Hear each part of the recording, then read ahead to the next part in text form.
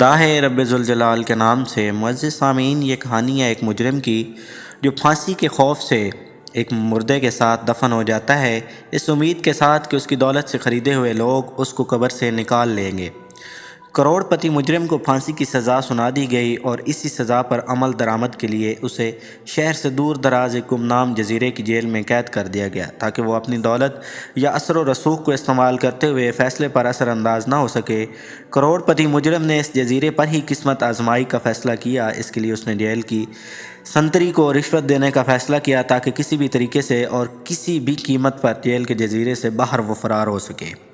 سنتری نے اسے بتایا کہ یہاں پر حفاظتی اقدامات بہت سخت ہیں اور کوئی بھی قیدی جزیرے سے باہر نہیں نکل سکتا سوائے ایک صورت کے جو کہ موت ہے، لیکن لاکھوں کے لالچ نے سنتری کو قیدی کا ساتھ دینے پر آمادہ کر لیا۔ اس کے لیے سنتری نے ایک عجیب و غریب طریقہ نکالا اور اس کروڑ پتی مجرم کو بتا دیا جو درج ذیل ہے۔ سنیں، جیل کے جزیرے سے صرف ایک چیز جو باہر کسی حفاظتی انتظامات اور تفتیش کے باہر آتی ہے وہ ہے مردوں کا تابوت۔ جب کبھی کسی کو پھانسی دے دی جائے یا وہ طبعی موت مر جائے تو ان کی لاشوں کو مردہ خانے سے تابوت میں ڈال کر بحری جہاز پر منتقل کر دیا جاتا ہے، جہاں پر غیر مسلح چند محافظوں کی نگرانی میں کچھ سادہ رسومات ادا کرنے کے بعد ان تابوتوں کو قبرستان میں دفن کرنے کے لیے بھیج دیا جاتا ہے۔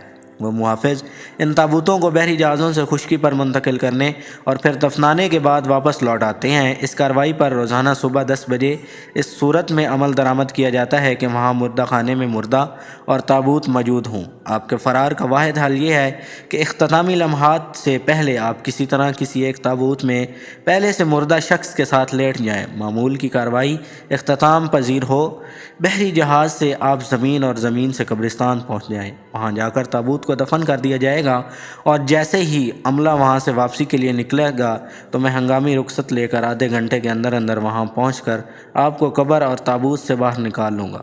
پھر آپ مجھے وہ رقم دے دیں جس پر ہم نے اتفاق کیا ہے اور میں چھٹی کا وقت ختم ہوتے ہی واپس جیل چلا جاؤں گا اور آپ غائب ہو جائیں گے۔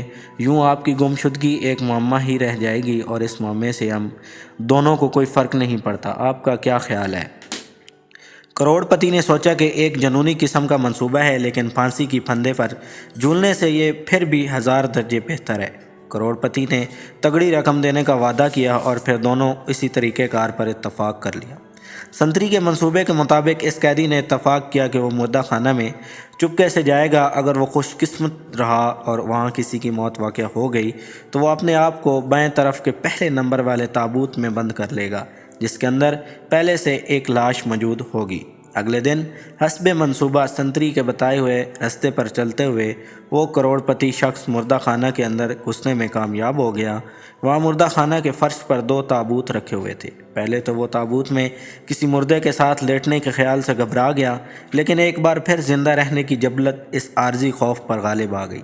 اس نے اپنی آنکھیں بند کرتے ہوئے احتیاط سے تابوت کو کھولا تاکہ لاش کو دیکھ کر خوف زدہ نہ ہو، اور اپنے آپ کو تیزی سے تابوت کے اندر مردے کے اوپر گرا دیا، اور اس وقت تک بے چینی اور پکڑے جانے کے خوف کے ساتھ وہ انتظار کرتا رہا جب تک کہ اس نے محافظوں کی آواز نہ سن لی۔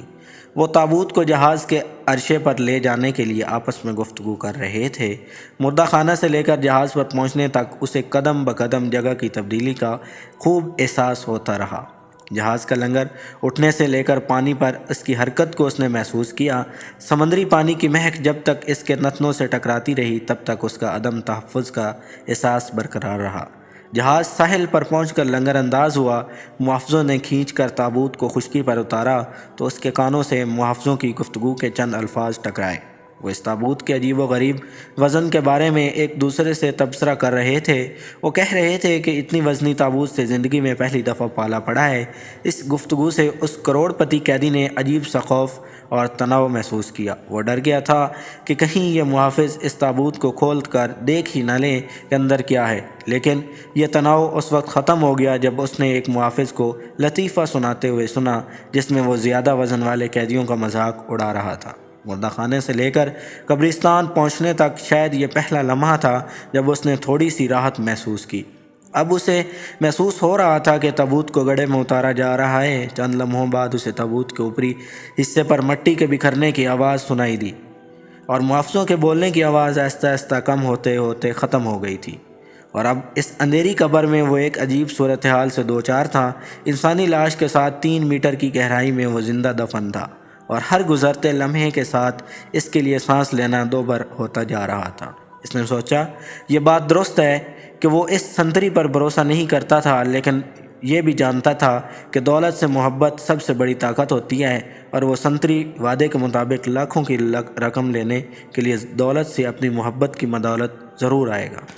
انتظار طویل ہوتا جا رہا تھا۔ جسم پر پسینہ بہنے کا احساس اسے یوں ہو رہا تھا جیسے ہزاروں چیونٹیاں دھیرے دھیرے اس کے جسم پر رینگ رہی ہوں۔ سانسیں دھونکنے کی مانند تیز تیز چلنے لگی تھیں، اور حبس سے اس کا دم گھٹ رہا تھا۔ خود کو مطمئن کرنے کے لیے وہ کہنے لگا، بس مزید 10 منٹ کی بات ہے، اس کے بعد سب کچھ ٹھیک ہو جائے گا، اور وہ دوبارہ آزاد فضاؤں میں سانس لے گا اور ایک بار پھر روشنی دیکھے گا۔ سانس لینے میں دقت کے باعث اب وہ مسلسل کھانسنے لگا تھا۔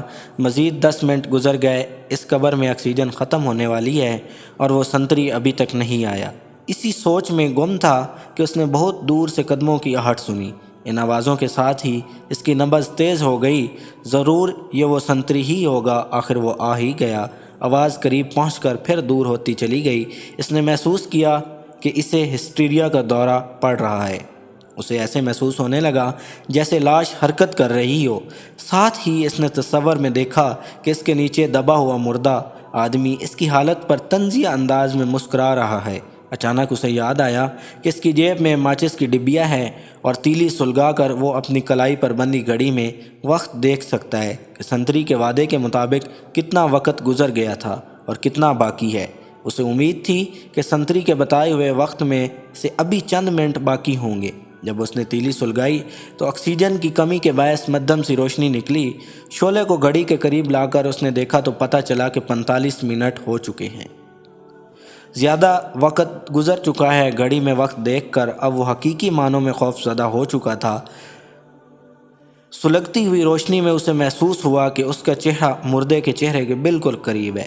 اس نے خود سے سوال کیا، کیا مردہ شخص کا چہرہ دیکھنا اسے مزید خوف میں مبتلا کرے گا؟ تجسس اور خوف کے ساتھ اس نے اپنی گردن موڑی، شعلے کو لاش کے قریب کیا، اور دہشت کے مارے اس کی ریڑھ کی ہڈی میں سرد لہر دوڑ گئی۔ مرنے سے پہلے اس نے دیکھا کہ یہ تو اسی شخص کا چہرہ ہے جسے زندہ دیکھنے کی امید میں وہ یہاں دفن تھا۔ وہ اسی سنتری کی لاش تھی۔